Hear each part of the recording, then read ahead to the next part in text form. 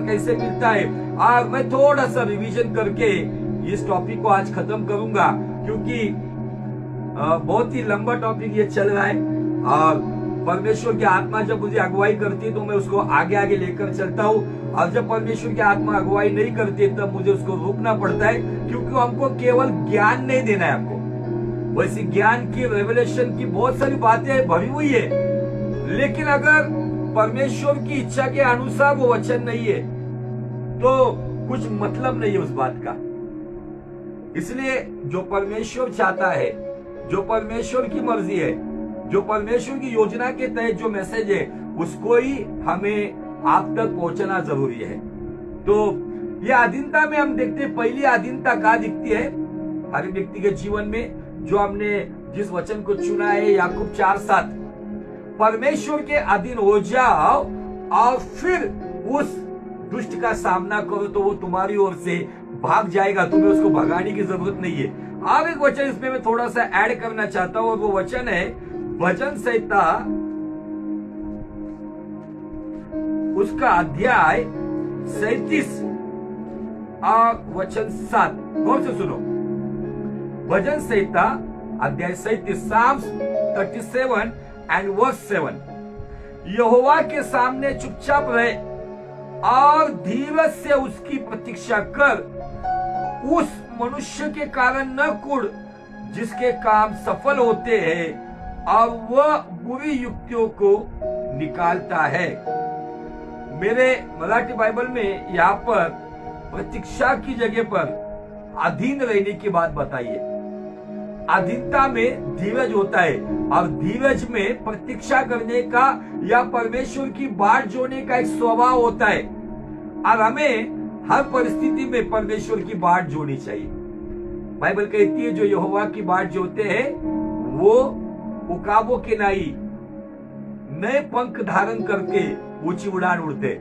मैं पंजाब गया था, वहां पे मुझे वो गीत उन्होंने बहुत अच्छी तरीके से सिखाया, हमने बहुत एंजॉय किया। वो गीत था, जो यहोवा की बाट जोते हैं, जो यहोवा की बाट जोते हैं, उकाबों के समान उड़ेंगे आकाश में, उकाबों के समान उड़ेंगे आकाश में, जो यहोवा की बाट जोते। उसमें अंतरा बहुत अच्छा है, वचन के द्वारा ही वो लाइन लिखी हुई है। वो लाइन बताकर फिर मैं आगे चलूंगा। वहां पे ऐसा लिखा है, अपने मार्ग की चिंताओं को प्रभु यहोवा को दे दे, दिल के सभी दुखों का बोझ यीशु मसीह पर उंडेल दे। अपने मार्ग की चिंताओं को प्रभु यहोवा को दे दे, दिल के सभी दुखों का बोझ यीशु मसीह पर उंडेल दे। वो तेरे मार्ग को वो सीधा करेगा, अपनी बाहों में तुझको उठाएगा। वो तेरे मार्ग को वो सीधा करेगा, अपनी बाहों में तुझको उठाएगा। उकाबों के समान उड़ेंगे आकाश में, जो यहोवा की बाट जोते हैं। अधीनता में स्पेशलिटी होती है, खास बात होती है कि वो व्यक्ति परिस्थितियां बिगड़ने दो, समय कितना भी लगने दो, विलंब होने दो, देरी होने दो, वो अपने जीवित परमेश्वर का इंतजार करता है। वो हियाव छोड़ता नहीं है। अब ये बात हमें खुदावन के साथ चलते वक्त रखना चाहिए, अधीनता परमेश्वर के साथ। फिर उसके साथ नीचे आएंगे आप अधीनता। आप वचन लिख कर ले सकते हो, क्योंकि मैंने वचन लास्ट टाइम आपको बहुत गड़बड़ी में बताए थे, कुछ लोगों को शायद वचन मिले नहीं होंगे। आप वचन लिख के ले सकते हो परमेश्वर की अधीनता के लिए, याकूब 4:7। फिर उसके बाद आता है पिता एवं बच्चे, या पिता या संतान, मतलब जो शारीरिक पिता, उनके लिए 1 पत्रस 5:5 क्या कहता है वो पढ़ेंगे हम। 1 पत्रस 5:5। इसी प्रकार हे नवयुवकों, तुम भी प्राचीनों के अधीन रहो, वरन तुम सब के सब एक दूसरे की सेवा के लिए दीनता से कमर बांधे रहो, क्योंकि परमेश्वर अभिमानियों का विरोध करता है परंतु दीनों पर अनुग्रह करता है। प्राचीनों के जगह पर एक्चुअल भाषांतर में आया है पिता। आपके पिता के अधीन रहो। बहुत सारे बच्चे जब बड़े हो जाते हैं, जैसे पंछियों को जब नए पर निकल कर आते हैं तो वो अपने घोंसले को छोड़कर चले जाते हैं। ये तो कुदरत का नियम है, लेकिन बाइबल हमें यहाँ पे बताती है, पुराने नियम से लेके नए नियम तक आपको ऐसे उदाहरण मिलेंगे। उन जवानों ने अपने पिता को नहीं छोड़ा है, फिर वो शारीरिक पिता हो या आत्मिक पिता हो। यहाँ पे दूसरा वचन हमने देखा है कि पिता के अधीन, पहले परमेश्वर के अधीन, फिर हमारे पिता मतलब हमारे माँ बाप के अधीन। तीसरी बात इफिस 5:22 और 24 में ये वचन हम हमेशा शादियों में सुनते, हे पत्नियों, जैसे तुम मसीह के अधीन वैसे अपने अपने पति के अधीन रहो। ये बात मैं थोड़ा सा रिवीजन इसलिए कर रहा हूं क्योंकि मैं आज इस टॉपिक को खत्म कर रहा हूं। फिर इफिस का 5वां अध्याय और उसका 21 वचन में यहाँ पे एक बात अच्छी हमें समझ पड़ती है। क्या लिखा है, चलो आप भी पढ़ सकते हो। इफिस 5:21, मसीह के भय से एक दूसरे के अधीन रहो। अभी ये कहां पे लागू होता है? ये एक घर में रहने वाले भाई भाई हो, भाई बहन हो, कलीसिया के आपके फ्रेंड्स हो, आप जो मसीह में चलने वाले लोग हो। यहाँ पे क्या दिया है? मसीह के भय में एक दूसरे के अधीन रहो। यहाँ पे छोटा बड़ा का बात नहीं दिया है, मसीह के भय में। मसीह के भय में मतलब मसीह का भय, इसका डेफिनेशन क्या है पता है? मसीह के भय की व्याख्या या परिभाषा क्या है पता है? परमेश्वर के वचन के अनुसार जीवन जीना। यही भय नूह के जीवन में था, इसलिए उसके परिवार में आया।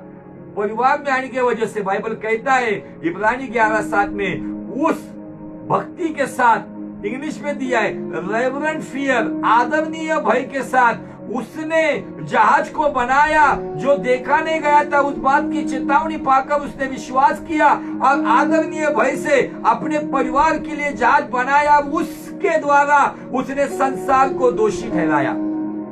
आमीन, हालेलुया। नंबर 4 पे हमने देखा आपस में अधीनता। नंबर 5 में अगुओं के साथ अधीनता।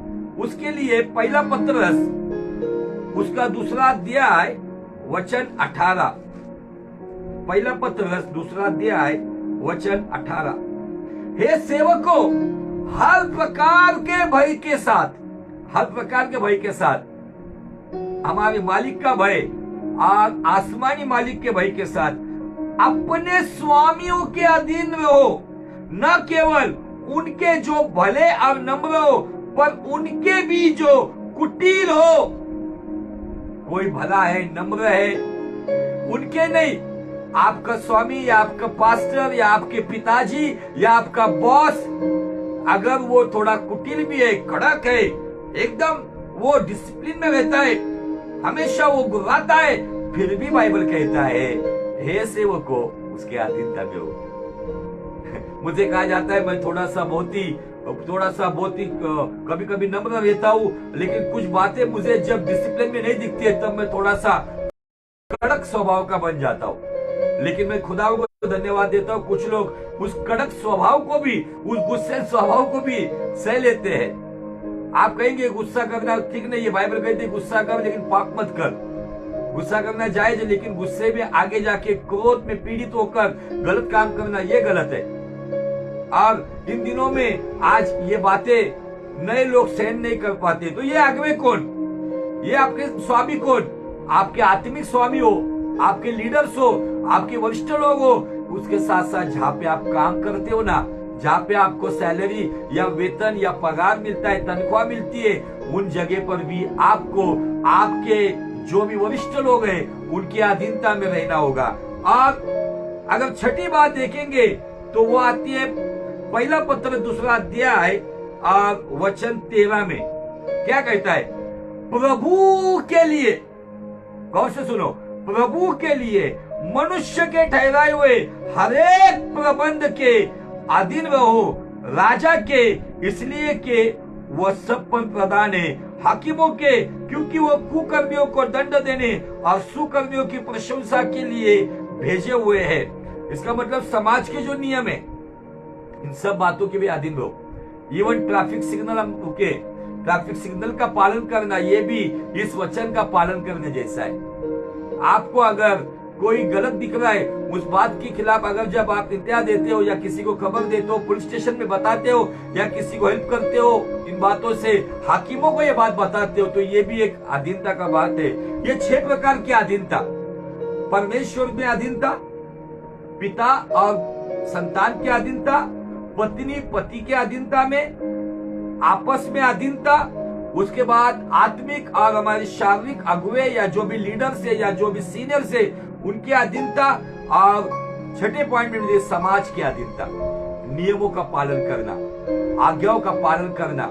अगर हम समय पर अगर बिजली का बिल नहीं भरते तो अभी वो समय चला गया, लोग थोड़ा सा एक्सक्यूज दिया करते थे या समय दिया करते। हमारे शहरों के अंदर जब बिजली का बिल समय पर भरा नहीं जाता है तो 5 दिन वेट करता है इलेक्ट्रिसिटी बोर्ड, 6वें दिन लाइन कट हो जाती है। ये बात मैंने आपको क्यों बताई? मैं ये टॉपिक को खत्म करने से पहले आपको समझना चाहिए अधीनता कहां पे होना चाहिए। परमेश्वर के साथ, बच्चों का माँ बाप के साथ, पत्नी का पति के साथ, सभी प्रकार के रिश्तों में आपस में, इफिस 5:21 के अनुसार आपस में मसीह के भाई के साथ अधीनता।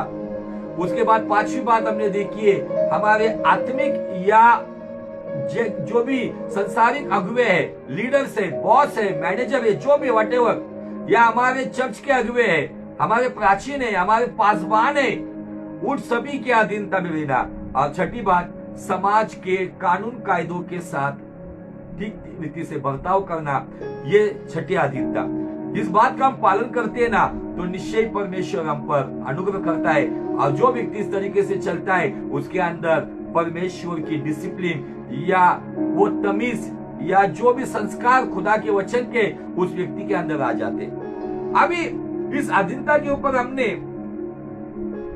एलिशा के जीवन से देखा, और एलिशा के जीवन में कुछ 10-12 बड़े बड़े चमत्कार हम देखते हैं। अभी सभी चमत्कारों को देखने के लिए इतना समय नहीं है, लेकिन एलिशा के जीवन को मैं फिर से आपके सामने इसलिए दोहराना चाहता हूं कि वो एलिशा जो रईस परिवार से बिलोंग करता था, वो एलिशा जिसके हाथ के नीचे नौकर चाकर थे, लेकिन उस एलिशा के अंदर एक अच्छा स्वभाव क्या था? वो स्वभाव ये था कि वो अपने खेत पे नौकरों को ऑर्डर नहीं दे रहा था, तो उन नौकरों के साथ खुद भी काम कर रहा था। अपनी खेती को वो खुद सींच रहा था, अपनी खेती में वो खुद भी काम कर रहा था। और उसका नतीजा, परमेश्वर ने इस धनी युवक को क्यों चुना, इस धनवान पुरुष को क्यों चुना? क्योंकि परमेश्वर ने देखा ये धनवान होने के बावजूद मेहनती है। मैं आपको बताना चाहता हूं, जो आलसी है, जो कोई भी काम करने के लिए आलसी स्वभाव से है, उसका परमेश्वर इस्तेमाल नहीं करेगा। फिर वो कितना भी तजुर्बेकार क्यों हो, कितना भी पढ़ा लिखा क्यों ना हो, कितना टैलेंटेड हो, कितना बुद्धिमान हो, उसका इस्तेमाल प्रभु कभी नहीं करेगा। आपको पता है सैमसन का विनाश होने का पीछे का कारण क्या था? निश्चय वासना है, लेकिन उसके साथ साथ उसके अंदर एक आलस था। उस आलस के वजह से वो परमेश्वर के काम के लिए उस फुर्तीले स्वभाव से नहीं चलता था। जब परिस्थिति आती थी तब जाके वो अपनी ताकत का इस्तेमाल करता था। और बाइबल कहती नीति वचन में, आलसी का खेत का जो दीवार है वो गिरा हुआ है, और कन खजूरे की जो वनस्पति जो खुशबू लेकर आती है वो वनस्पति उसके खेत में लगी हुई है। आज मुझे आपको बताना, इन बातों को हमें समझना है और इन बातों को समझकर हमें आगे चलना है। अगर इन बातों को समझकर नहीं चलेंगे तो कुछ होने वाला नहीं।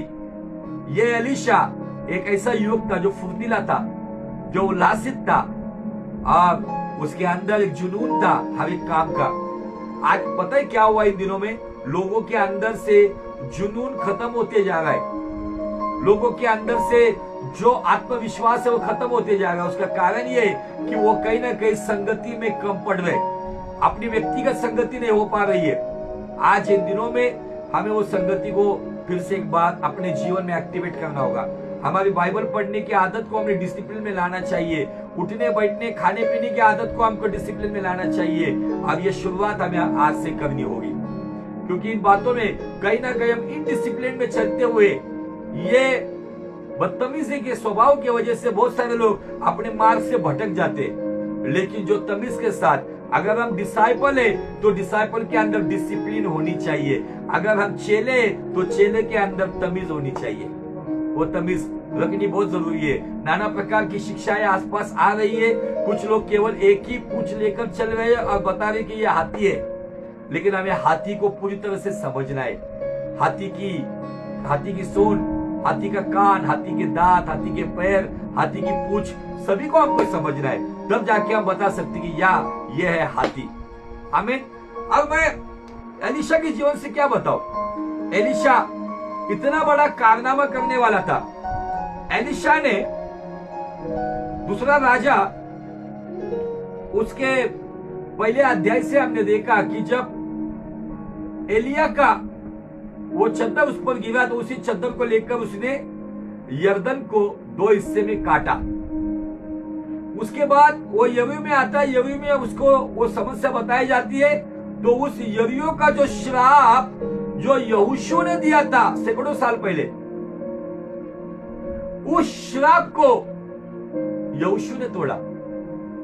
और उस श्राप को तोड़ने के बाद वो आगे जाता है और मोआब का जो परिस्थिति हम देखते कि यहोशाफात राजा के 18वें वर्ष में अहाब का पुत्र योराम जो शमरोन में इजराइल पर राज्य कर रहा था, उस वक्त मोआब राज्य जो है वो मोआब राज्य उनके खिलाफ था। उस वक्त यहोशाफात कहता है कि कोई नबी है क्या हमारे पास।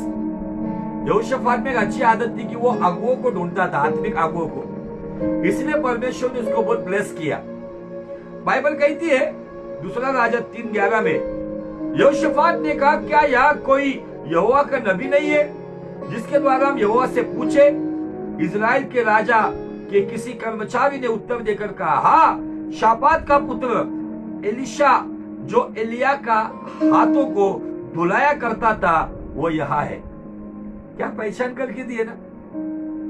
हमको ये पसंद आएगी ये पहचान।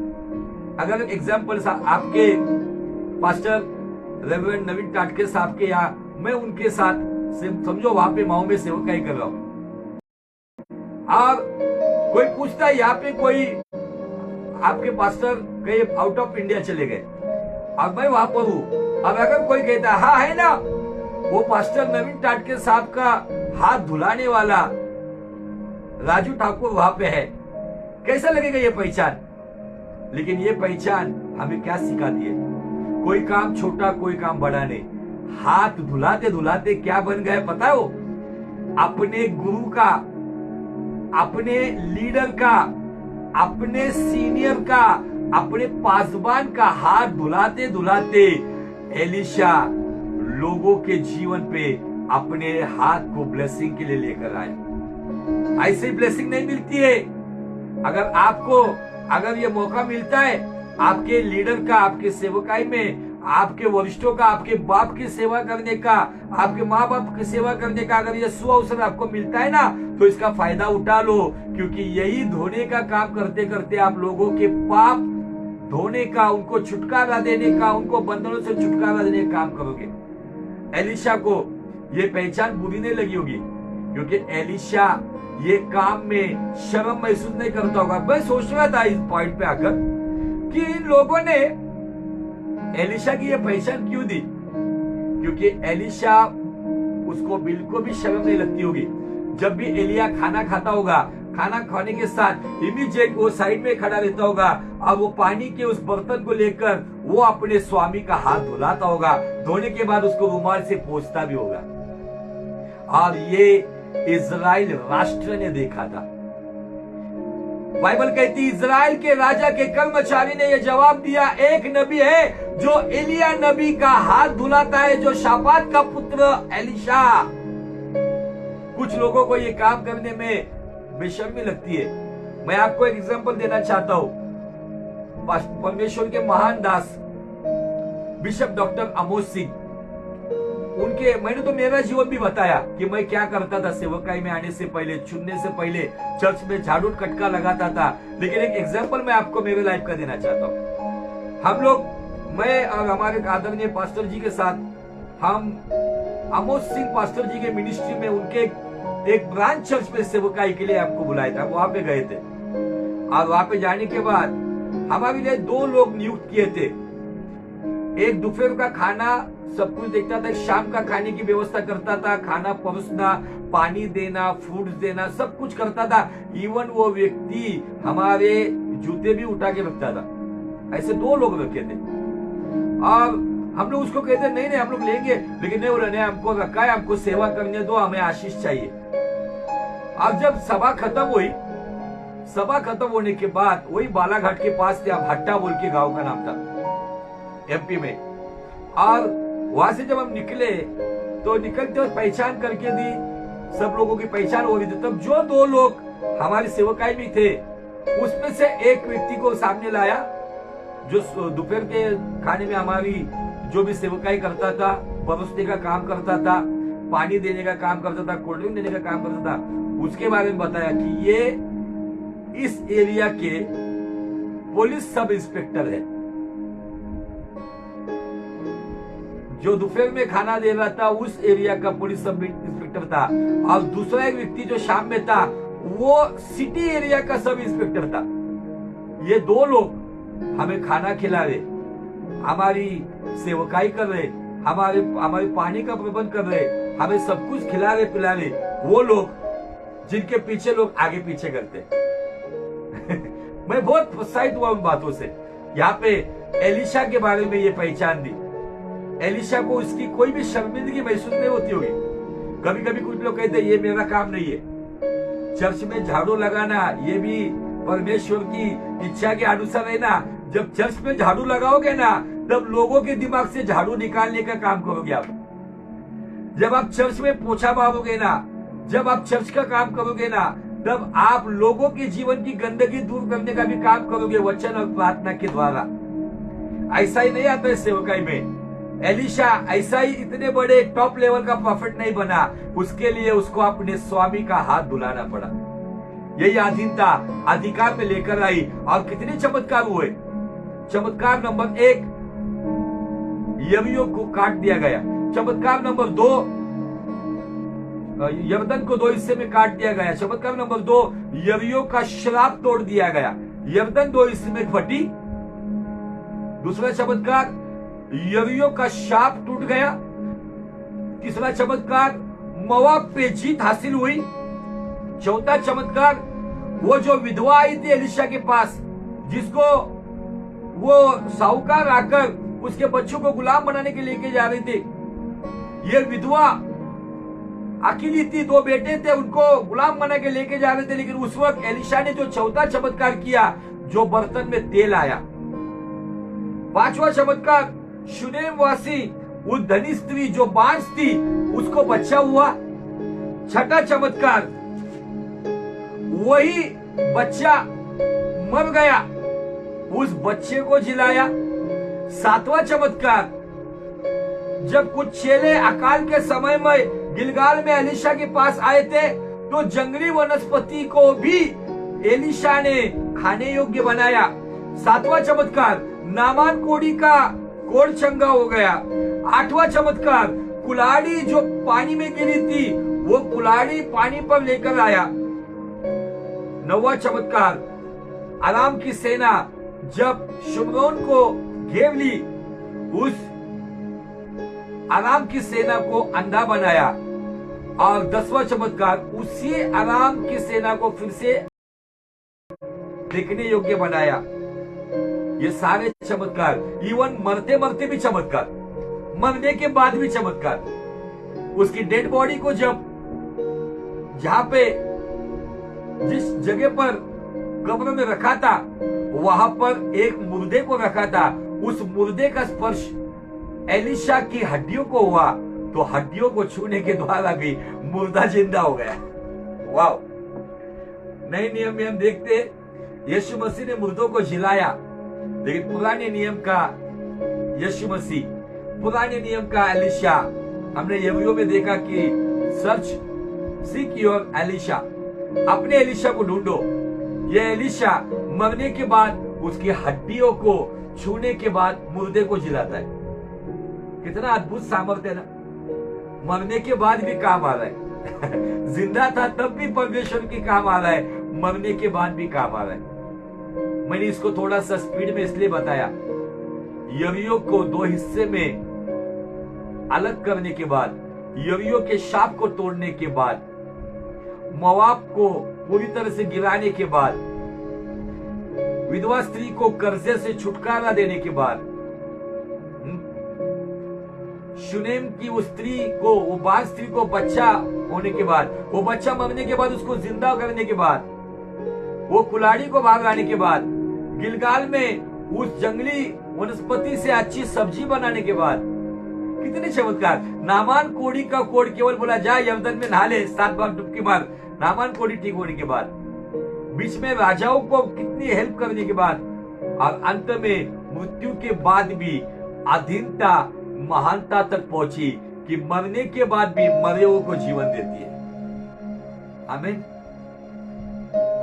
अद्भुत बात है ना अधीनता में। इसलिए मेरे हाथ जोड़कर विनती है, अधीनता में रहो, परमेश्वर के साथ, अपने माँ बाप के साथ, एक दूसरे के साथ, अपने संसारिक और आत्मिक अगुओं के साथ, पत्नी पति के साथ और समाज के नियमों के साथ। इन 6 प्रकार की अधीनता में अगर आप रहोगे, शायद कुछ लोग आपको साधारण समझेंगे, शायद आपको कुछ लोग मूर्ख समझेंगे, लेकिन ये बात बताना चाहता हूं, स्वर्ग आपको बुद्धिमान समझेगा। बहुत सारी पत्नियां अपनी मनमानी की वजह से परिवार तोड़ देती है, लेकिन उन पत्नियों को, मेरे बहनों को हाथ जोड़ के विनती है, मैं एक एग्जाम्पल देना चाहता हूं आपको। ये संदेश को खत्म कर दिया हूं मैंने, एक गवाही देना चाहता हूं। वो गवाही क्या है पता है? आपने नाम सुना होगा, पंडित धर्म प्रकाश शर्मा, जो भारत के तीर्थ क्षेत्र पुष्कर के उस वक्त के वो मुख्य पुरोहित थे।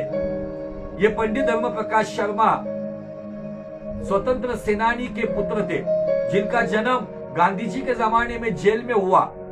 उसके माँ बाप स्वतंत्र सेनानी थे, लेकिन ये इतना टैलेंटेड व्यक्ति, उस जमाने का सुपरस्टार, टाटा बिरला की पेड़ियों को संभालने वाला, मसीह हॉस्टल में बड़ा हुआ, लेकिन मसीहों के प्रति एक अंदर से एक गुस्सा था, क्रोध था, एक इस प्रकार सी जलजलाहट थी, और उसी गुस्से की आग में, बदले की आग में उसने जानबूझकर एक मसीह लड़की से विवाह किया।